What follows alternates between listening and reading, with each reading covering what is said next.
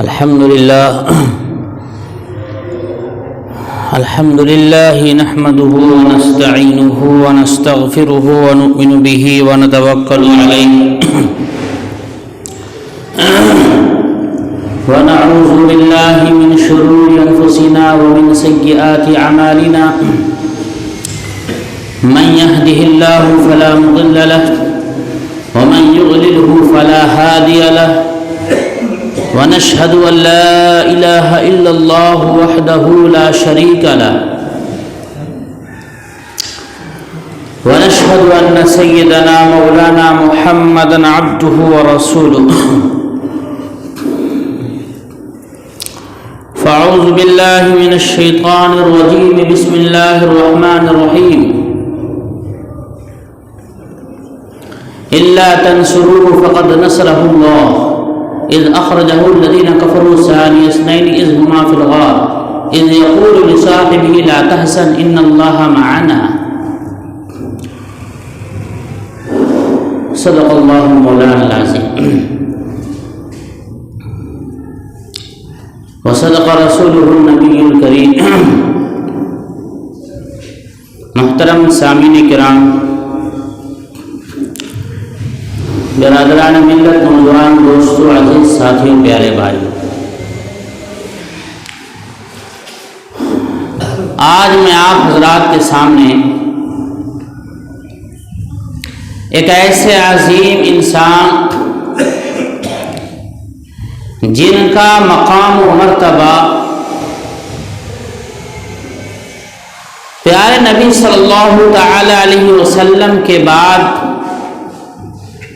تمام انبیاء کے بعد اس روئے زمین پر سب سے زیادہ ہے۔ آج میں آپ حضرات کے سامنے ایک ایسے عظیم المرتبت صحابی، ہم سب کے آقا و مولا جناب محمد رسول اللہ صلی اللہ تعالی علیہ وسلم کے یار غار، محب، دوست، ہر سکھ دکھ میں ساتھ رہنے والے، آپ کا ہر اعتبار سے دفاع کرنے والے، ہمیشہ آپ کا خیال رکھنے والے، آپ سے بے انتہا محبت کرنے والے، اور اس امت پر سب سے زیادہ مہربان تمام امت محمدیہ کے انسانوں میں، جس صحابی کے بارے میں، جس عظیم انسان کے بارے میں رسول اللہ صلی اللہ تعالی علیہ وسلم کے بہت ہی بہترین کلمات ہیں، ان کے شان میں آپ صلی اللہ تعالی علیہ وسلم نے فرمایا ان کے بارے میں کہ میں تمام صحابہ کا احسان ادا کر چکا ہوں، لیکن ایک ان کا احسان اللہ تبارک و تعالی ادا کریں گے۔ وہ ایسے عظیم مرتبہ صحابی ہیں جن کے بارے میں رسول اللہ صلی اللہ تعالی علیہ وسلم نے فرمایا کہ اس روئے زمین پر انبیاء کے بعد سورج نے سب سے بہترین انسان کے اوپر اگر روشنی ڈالی ہے تو وہ وہی شخص ہیں جن کے بارے میں رسول اللہ صلی اللہ تعالی علیہ وسلم نے یہ فرمایا کہ اگر اللہ کے علاوہ کسی کو اپنا دوست بنانے کا اختیار ہوتا تو میں انہی کو بناتا۔ میرے محترم دوستو، وہ عظیم انسان کوئی اور نہیں، سیدنا حضرت ابو بکر صدیق رضی اللہ تعالی عنہ ہیں۔ آج میں آپ کے سامنے ان کے شان میں، ان کے مقام و مرتبہ میں رسول اللہ صلی اللہ تعالی وسلم نے کیا فرمایا، اللہ تبارک و تعالی نے قرآن مجید میں کیا ان کے شان میں کلمات کہے گئے ہیں، تاریخ میں ان کے بارے میں کیا بہتر اور عجیب حیرت انگیز کارنامے بیان کیے گئے۔ ان کی زندگی کے حالات امت پر، اس مسلمانوں پر کتنے احسان ہیں ان کے، کیسے نازک وقت میں حضرت ابو بکر صدیق رضی اللہ تعالیٰ عنہ نے اس اسلام کی کشتی کو بچایا ہے، حفاظت کی ہے، صحابہ کو کیسے سنبھالا۔ میرے محترم دوستو، آج انہی کے حالات زندگی آپ کے سامنے رکھوں گا۔ میرے محترم دوستو، صحابہ کرام رضوان اللہ تعالی علیہم اجمعین وہ مخصوص جماعت ہیں جن کی فضیلت پر یقین کرنا، ایمان لانا ہم مسلمانوں کا فریضہ ہے، جن کے بارے میں قرآن مجید میں اللہ تعالیٰ نے ارشاد فرمایا فَآمِنُوا بِمِثْلِ مَا آمَنْتُمْ بِهِ فَقَدِ اهْتَدَوْا، ان کے طرح ایمان لاؤ جیسا کہ صحابہ کرام ایمان لائے، تب جا کر کے تمہیں ہدایت ملے گی۔ میرے محترم دوستو، حضرت ابو بکر صدیق رضی اللہ تعالی عنہ وہ عظیم انسان ہیں کہ آپ صلی اللہ علیہ وسلم کے بعد سب سے پہلے خلیفہ بنائے گئے۔ میرے محترم دوستو، ایک اصولی بات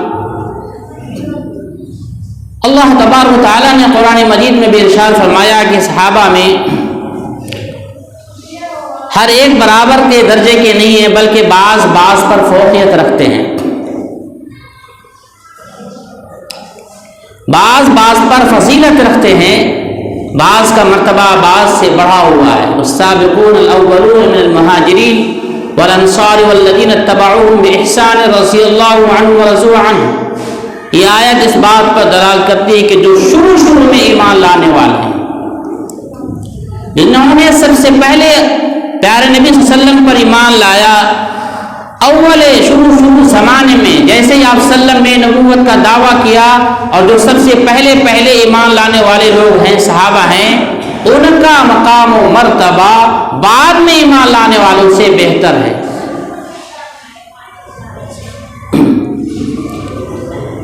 اسی طرح سے دوسری جگہ اللہ تعالیٰ نے ارشاد فرمایا لا يستوی منکم من انفق من قبل الفتح وقاتل اولئک اعظم درجۃ من الذین انفقوا من بعد وقاتلوا، کہ فتح مکہ سے پہلے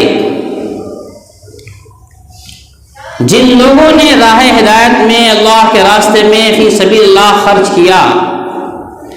اور جو لوگ فتح مکہ کے بعد خرچ کرنے والے ہیں اللہ کے راستے میں، وہ برابر نہیں ہو سکتے۔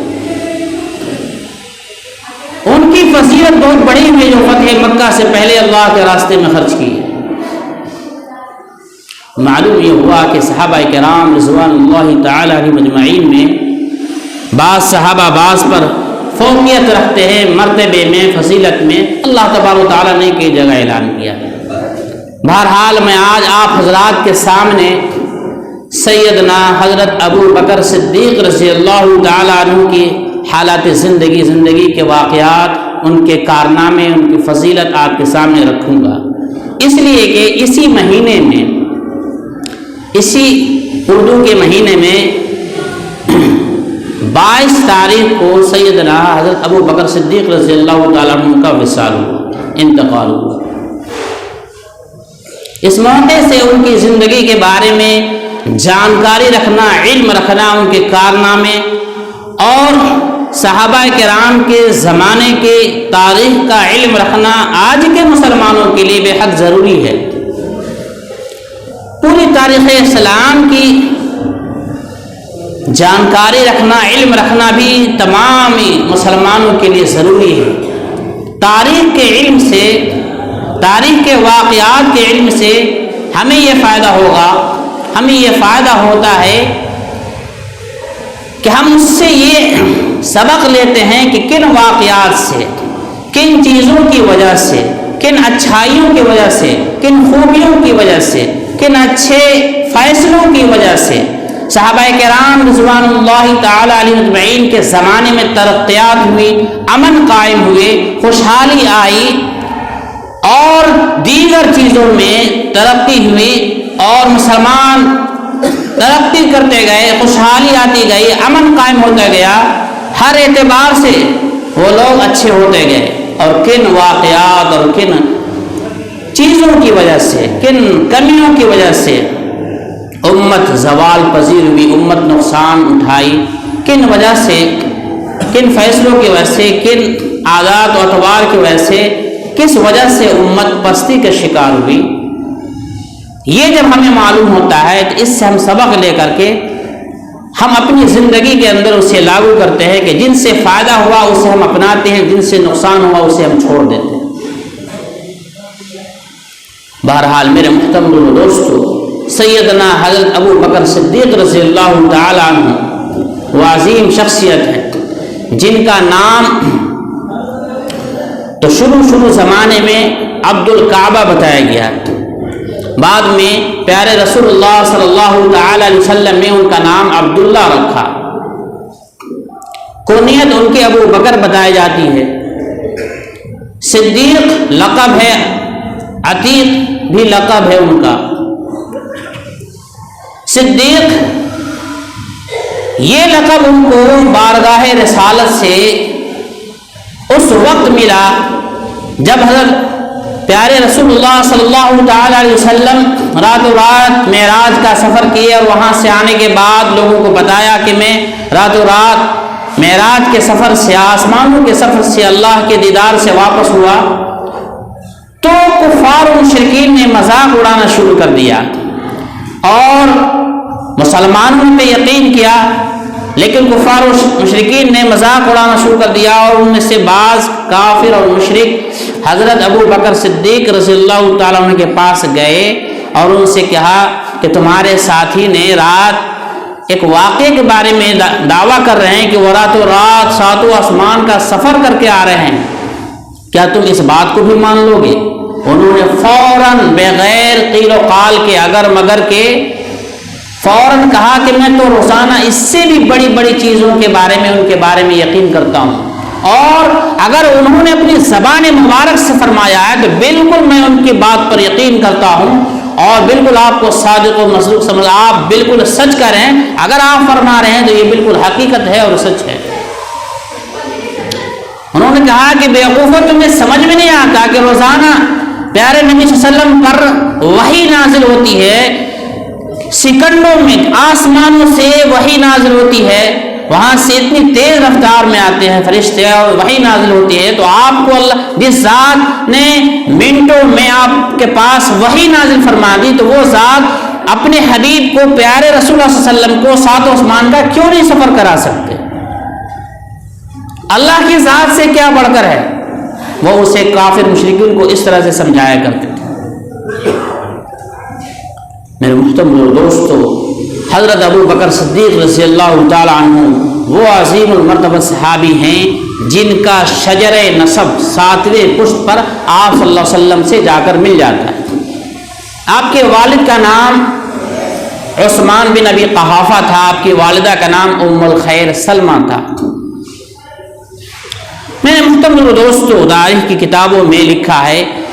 کہ حضرت ابو بکر صدیق رضی اللہ تعالیٰ عنہ اور آپ صلی اللہ علیہ وسلم کی دوستی اور تعلقات اور بہتر گہرا تعلق،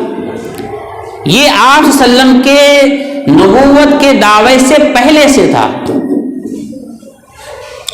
بچپن ہی سے حضرت ابو بکر صدیق رضی اللہ تعالیٰ عنہ کی پیدائش آپ صلی اللہ علیہ وسلم کے قریباً 2-2.5 سال بعد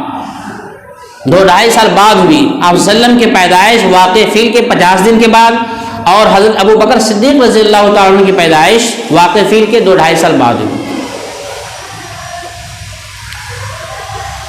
حضرت ابو بکر صدیق رضی اللہ تعالیٰ عنہ اس محلے میں، اس علاقے میں رہتے تھے جس علاقے میں حضرت خدیجہ رضی اللہ تعالیٰ عنہ رہا کرتی تھی، چونکہ آپ تاجر خاندان سے تھے، آپ کے والد محترم تاجر تھے، وہ خاندان وہ کنبہ تجارت سے تعلق رکھتا تھا،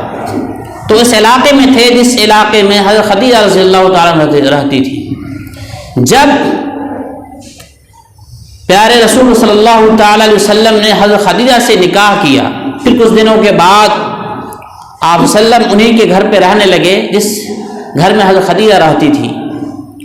تو اس اعتبار سے اسی محلے میں آپ شفٹ ہو گئے ہیں جس محلے میں حضرت ابو بکر صدیق رضی اللہ تعالیٰ عنہ رہتے تھے، وہاں سے آپ کے تعلقات اور زیادہ بڑھنے لگے۔ اس کے بعد وقت آتا ہے کہ جب پیارے نبی صلی اللہ تعالی علیہ وسلم نبوت کا دعویٰ کرتے ہیں تو سب سے پہلے حضرت ابو بکر صدیق رضی اللہ تعالی عنہ آپ وسلم پر ایمان لاتے ہیں، بغیر اگر مگر، بغیر قیل قال کے، بغیر سوال و جواب کے۔ میرے پیارے رسول اللہ صلی اللہ علیہ وسلم نے فرمایا کہ میں نے جس کو دعوت دی، اسلام کی دعوت دی، ایمان کی دعوت دی، سب نے کچھ نہ کچھ جھجک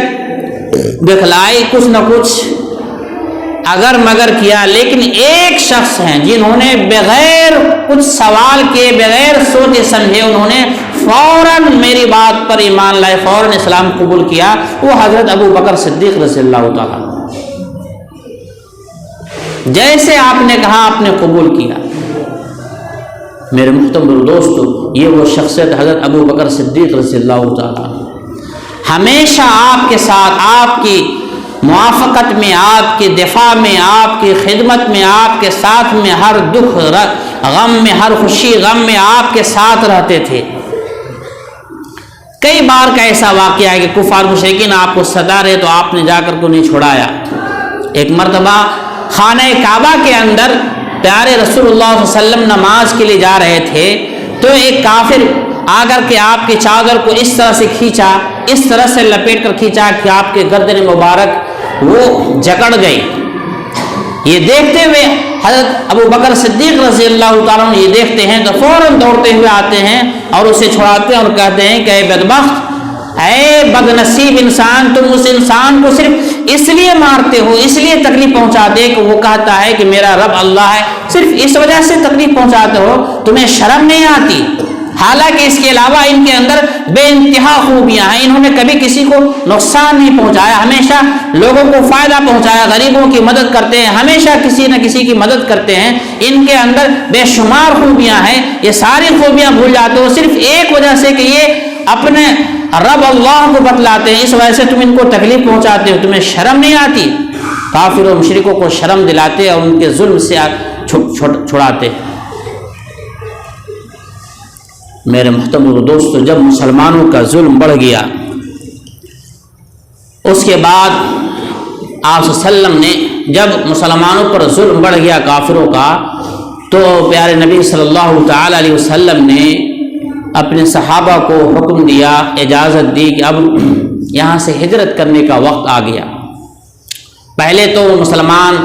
حبشہ کا ہجرت کیے، پھر اس کے بعد عام اجازت ہوگی سارے لوگ کی ہجرت کرنے کی، پھر سارے لوگ مدینہ منورہ ہجرت کرنے کا ارادہ کیے۔ اس موقع سے دو واقعہ بہت ہی اہم ہیں ہجرت کے موقع سے۔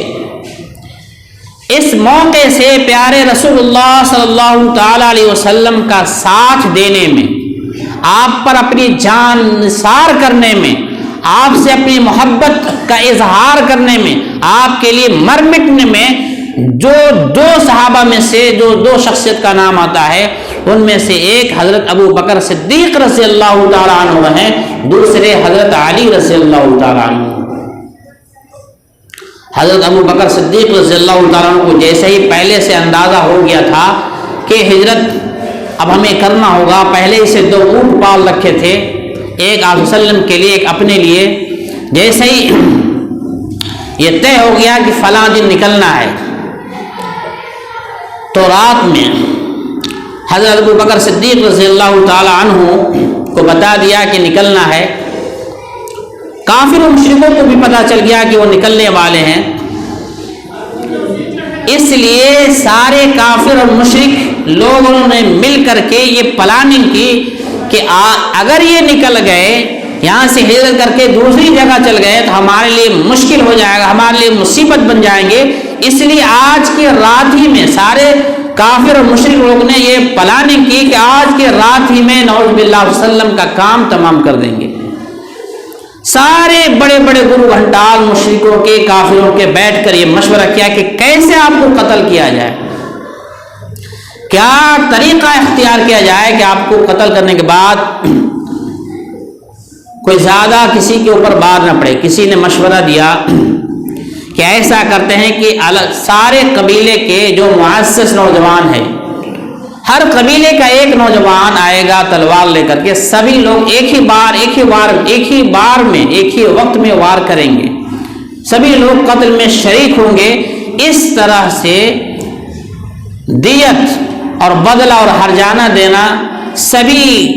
قبیلے پر بٹ جائے گا، اور وہ سبھی سے بدلہ نہیں لے پائیں گے ان کے خاندان والے، اور سبھی سے لڑ بھی نہیں پائیں گے. اتنا خطرناک پلاننگ کی تھی. لیکن اللہ تبارک و تعالیٰ کا اللہ کی پلان بھی الگ تھی، اللہ کی تدبیر بھی الگ تھی. ادھر کافر مشرک تدبیر بنا رہے تھے، ادھر اللہ تعالیٰ فیصلے فرما رہے تھے. اللہ تبارک و تعالیٰ وحی کے ذریعہ پیارے رسول صلی اللہ علیہ وسلم کو ساری خبریں دے رہے تھے. پھر اس کے بعد پیارے رسول صلی اللہ علیہ وسلم نے یہ طے کیا کہ رات ہی میں اپنے مکان سے وہ نکل گئے اور حضرت ابو بکر صدیق رضی اللہ تعالیٰ عنہ کے گھر چلے گئے، اور اپنی جگہ پر حضرت علی رضی اللہ تعالیٰ عنہ کو سونے کا حکم دے دیا، اور مکہ کے جتنے لوگوں کے امانت آپ کے پاس تھی ان کے حوالے کر دیا کہ صبح میں سارے کے سارے امانتوں کو ان کے مالک کے حوالے کر کے تم مدینہ چلے آنا. یہ ذمہ داری حضرت علی رضی اللہ تعالیٰ عنہ کے حوالے کر کے پیارے رسول صلی اللہ علیہ وسلم حضرت ابو بکر صدیق کے گھر چلے گئے اور اپنی چادر دے دی پیارے رسول صلی اللہ علیہ وسلم حضرت علی رضی اللہ تعالیٰ عنہ کے، یہ اوڑھ کر کے تم سو جاؤ. جب صبح تک سارے لوگ دروازے پہ کھڑے تھے، کسی کو پتہ ہی نہیں چلا کدھر سے آپ نکل گئے. پھر صبح میں جا کر دیکھتے ہیں یہاں تو رسول ہے ہی نہیں، یہاں تو حضرت علی سوئے ہوئے ہیں. پھر جا کر کے وہ سارے لوگ اپنے اپنے سرداروں کو بتاتے ہیں کہ یہاں ماجرا کچھ اور ہے. پھر وہ سارے لوگوں نے، سارے سرداروں نے آپ کے پیچھے آدمی لگائے. پھر اس طرح سے حضرت علی رضی اللہ تعالیٰ عنہ سارے امانتوں کو ان کے مالکوں کے حوالے کر کے پھر چلے گئے. اس وقت ایک واقعہ لکھا ہے تاریخ کی کتابوں میں، ان کے ساتھیوں نے پوچھا کہ آپ کو تو معلوم تھا کہ سارے کافر مشرک حملہ کر سکتے ہیں، کیا آپ کو اس رات نیند آئی تھی؟ یہ سوال کرتے تھے. حضرت علی رضی اللہ تعالیٰ عنہ کا وہ تاریخی جملہ ہے، وہ فرماتے ہیں کہ اس رات بستر رسول پر جس رات میں سویا تھا آپ کی چادر لے کر کے، حالانکہ مجھے معلوم تھا کہ دشمن مجھے مار سکتے ہیں، لیکن اس رات مجھے جتنی عافیت کے ساتھ، جتنے سکون کے ساتھ، جتنی گہری نیند آئی، پوری زندگی اتنی گہری نیند نہیں آئی. وجہ کیا تھی؟ وہ فرماتے ہیں کہ اس لیے کہ رسول اللہ صلی اللہ علیہ وسلم نے مجھے حکم دے دیا تھا، فرما دیا تھا کہ سارے امانتوں کو ان کے مالک کے حوالے کر کے تم مدینہ واپس چلے آنا. تو آپ کا یہ فرما دینا کہ تم واپس چلے آنا، یہ اس بات کی گارنٹی ہے کہ کوئی دشمن مجھے نقصان پہنچا ہی نہیں سکتا ہے، چونکہ رسول اللہ صلی اللہ علیہ وسلم کے زبان مبارک سے یہ بات نکل چکی تھی کہ تم سارے امانتوں کو پہنچا کر مدینہ واپس چلے آنا. اس لیے مجھے یقین ہو گیا تھا کہ میں ہر حال میں اللہ میری حفاظت فرمائیں گے، سارے دشمنوں سے میری حفاظت ہوئی. میں اس رات پورے یقین کے ساتھ آرام سے سویا. تو یہ صحابہ کا ایمان اور یقین تھا. تو میرے دوستو، یہ واقعہ آگے گزرا. میرے دوستو، حضرت ابو بکر صدیق رضی اللہ تعالیٰ عنہ اس ہجرت کے موقع سے آپ صلی اللہ علیہ وسلم کے بالکل ساتھ ساتھ تھے، یہاں تک کہ غار ثور کا وہ واقعہ جس کی کچھ جھلکیاں قرآن مجید میں بھی آئی. آپ صلی اللہ علیہ وسلم حضرت ابو بکر صدیق رضی اللہ تعالیٰ عنہ کے ساتھ غار ثور میں 3 دن چھپے رہے. وہاں چھپنے کے بعد جب غار ثور میں جاتے ہیں حضرت ابو بکر صدیق رضی اللہ تعالیٰ عنہ تو اپنی جانثاری کا ثبوت پیش کرتے ہیں. پہلے سارے غار کو صاف کرتے ہیں اپنے کپڑوں سے، سارے سوراخوں کو بند کرتے ہیں، ایک سوراخ رہ جاتا ہے وہاں پر اپنے پیر لگا دیتے ہیں. پھر آپ صلی اللہ علیہ وسلم کو آنے کے لیے کہتے ہیں اور آرام سے سو جانے کے لیے کہتے ہیں. اپنے رانوں پر آپ صلی اللہ علیہ وسلم کے سر کو رکھ کر سلا دیتے ہیں. جب آپ صلی اللہ علیہ وسلم گہری نیند سو جاتے ہیں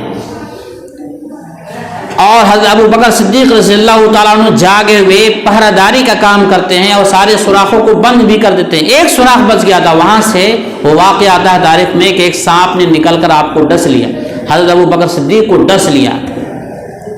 وہ واقعہ کتنا ہی دلخراش، کتنا ہی محبت اور جانثاری کا بہترین منظر تھا۔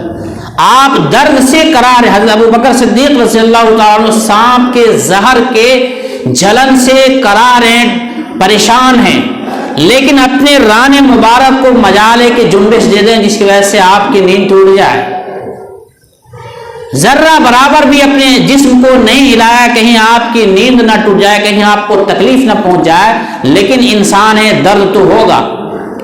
درد کی وجہ سے، درد کی شدت کی وجہ سے آپ کی آنکھوں سے آنسو نکل پڑے۔ جو آنسو نکلے تھے بے ساختہ، بے چاہے ہوئے،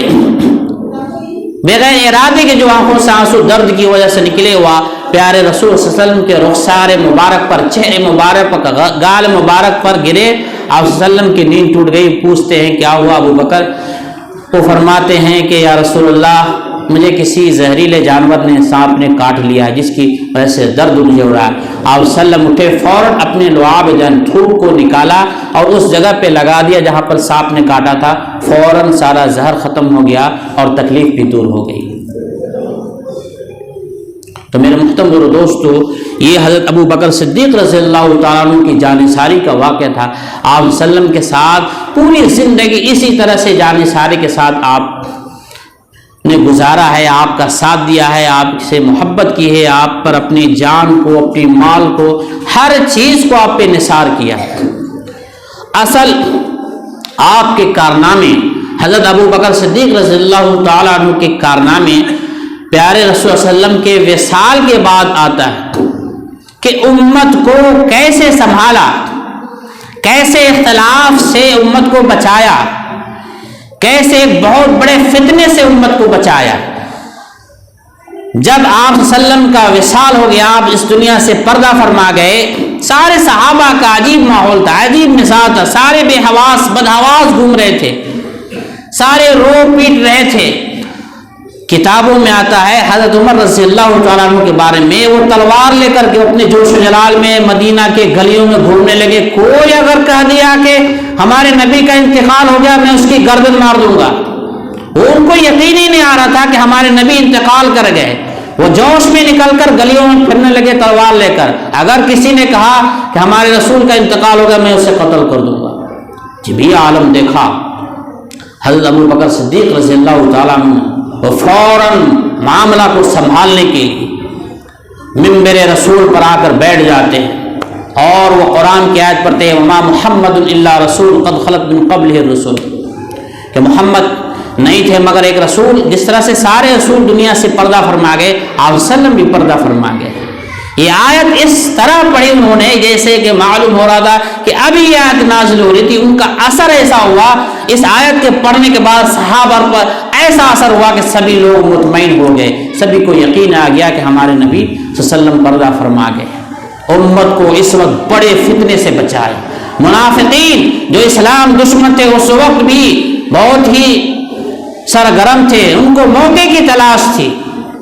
کہ کیسے اس اسلام کے چراغ کو بجھا دیں۔ وہ تو ہر وقت موقع کی تلاش میں تھے، لیکن حضرت ابو بکر صدیق رضی اللہ تعالیٰ عنہ قربان جائیں، انہوں نے موقع کی نزاکت کو سمجھا اور سب کو سنبھال لیا، یہاں تک کہ اس کے بعد خلافت کا جب وقت آیا کہ خلیفہ کون بنیں گے، آپ کے امیر، آپ کے نائب کون بنیں گے، اس وقت بھی منافقین نے بہت ہی جان توڑ کوشش کی کہ کیسے فتنہ ڈالا جائے، کیسے پھوٹ ڈالا جائے۔ ادھر اوس اور خزرج کے لوگوں کو بھڑکایا، یعنی کہ انصاریوں کو بھڑکایا، ادھر مہاجرین کو بھڑکایا کہ نبی پاک صلی اللہ علیہ وسلم کے خاندان سے کوئی ہونا چاہیے ان کو، اور اوس خزرج اور انصاری کو بھڑکایا کہ تمہارے میں سے کوئی نائب اور کوئی نگراں ہونا چاہیے، حکومت میں تمہاری کوئی حصے داری ہونی چاہیے۔ منافقوں نے اپنا کام شروع کر دیا تھا۔ ادھر انصاری لوگ دعویٰ کرنے لگے کہ ہمیں بھی حکومت میں، ہمیں بھی نیابت میں کچھ حصہ ملنا چاہیے۔ ایسے وقت میں میرے دوستو، ایسے بہت ہی نازک وقت میں وہ ایک ہی شخص تھے جو اس امت کو اس فتنے سے نکالا، وہ تھے حضرت ابو بکر صدیق رضی اللہ تعالیٰ عنہ۔ فوراً لوگوں کو جمع کیا اور کہا، سمجھایا بہت ہی پیار سے، بہت ہی دانشمندانہ انداز سے کہ دیکھو عرب کے لوگ ایسے ہیں کہ یہ اپنے علاوہ کسی کو حاکم نہیں مان سکتے۔ انصاری کو یہ سمجھایا، اور چونکہ وہ نبی کے خاندان سے، نبی کے قبیلے سے ہیں، اس لیے ان کا زیادہ حق ہے کہ ان کی نیابت کریں۔ انصاری کو یہ سمجھایا کہ اگر تم لوگ دو قبیلے ہو، ایک اوس اور خزرج، اگر ایک کو نیابت دی جائے تو دوسرے خفا ہو جائیں گے، دوسرے کو دی جائے تو پہلے خفا ہو جائیں گے، اس لیے بہتر ہے۔ حضرت ابو بکر صدیق رضی اللہ تعالیٰ عنہ نے یہ مشورہ دیا کہ میرے سامنے بہت ہی بڑی شخصیت حضرت عمر رضی اللہ تعالیٰ عنہ کا نام لیا، یہ ہیں اور حضرت ابو عبیدہ ہیں، ان میں سے کسی کو خلیفہ بنا لو۔ جیسے یہ بولنا تھا حضرت ابو بکر صدیق رضی اللہ تعالیٰ عنہ کا، ویسے فوراً ہی حضرت عمر رضی اللہ تعالیٰ عنہ اٹھے اور آپ کا ہاتھ پکڑ لیا، یعنی کہ حضرت ابو بکر صدیق کا ہاتھ پکڑ لیا، اور سب سے پہلے حضرت عمر رضی اللہ تعالیٰ عنہ نے آپ کے ہاتھ پر بیعت کیا اور کہا کہ آپ سے بہتر امت میں کوئی نہیں ہے، آپ نے نبی کے زمانے میں 17 وقت کی نمازیں پڑھائیں، یہ دلیل تھی کہ آپ پر پیارے رسول صلی اللہ علیہ وسلم نے اعتماد ظاہر کیا تھا کہ میرے بعد آپ ہی امیر بنیں گے۔ اس طرح سے بہت بڑا فتنہ ٹل گیا۔ فوراً حضرت عمر رضی اللہ تعالیٰ عنہ آپ کے ہاتھ پر بیعت کیے، اور سارے مسلمان دیکھا دیکھی آپ کے ہاتھ پر بیعت کرنے کے لیے ٹوٹ پڑے، اور سارے لوگ بیعت کر لیے۔ پھر اس کے بعد دوسرے دن عام بیعت کا سلسلہ چلا۔ اس طرح سے منافقوں کی ایک چال ختم ہوئی، وہ لوگ خائب اور خسارے میں رہے، وہ لوگ شرمندہ ہو گئے۔ میرے محترم دوستو، اس طرح سے حضرت ابو بکر صدیق رضی اللہ تعالی عنہ نے امت کو سنبھالا، امت کو ایک بڑے فتنہ سے، اور پورے خلافت کے زمانے میں بڑے کارنامے آپ نے انجام دیے۔ آپ نے اس کے بعد زکوٰۃ کے منکرین سے جہاد کیا، مرتدین سے جہاد کیا، اور نبوت کا دعویٰ کرنے والے جھوٹے لوگوں سے جہاد کیا، اور امت کو بہترین اور بہت نخولی انداز میں آگے بڑھایا اور سنبھال کر آگے تک پہنچایا۔ اس کے بعد 2 سال آپ نے خلافت کی، 2 سال کچھ دن، اس کے بعد آپ وسلم کا وصال ہوا۔ اس کے بعد حضرت عمر رضی اللہ تعالیٰ عنہ خلیفہ بنائے گئے۔ آپ نے اپنی زندگی میں حضرت عمر کے بارے میں بتا دیا تھا کہ میرے بعد یہ خلیفہ بنیں گے۔ میرے محترم دوستوں، ان کی زندگی، ان کے کارنامے ہم سب کے لیے مشعل راہ، ہم سب کے لیے نصیحت کی بڑی قیمتی چیزیں ہیں، بڑی قیمتی باتیں ہیں۔ اللہ تبارک و تعالیٰ ان میں سے ہمارے لیے جو قیمتی باتیں ان پر عمل کی توفیق عطا فرمائے۔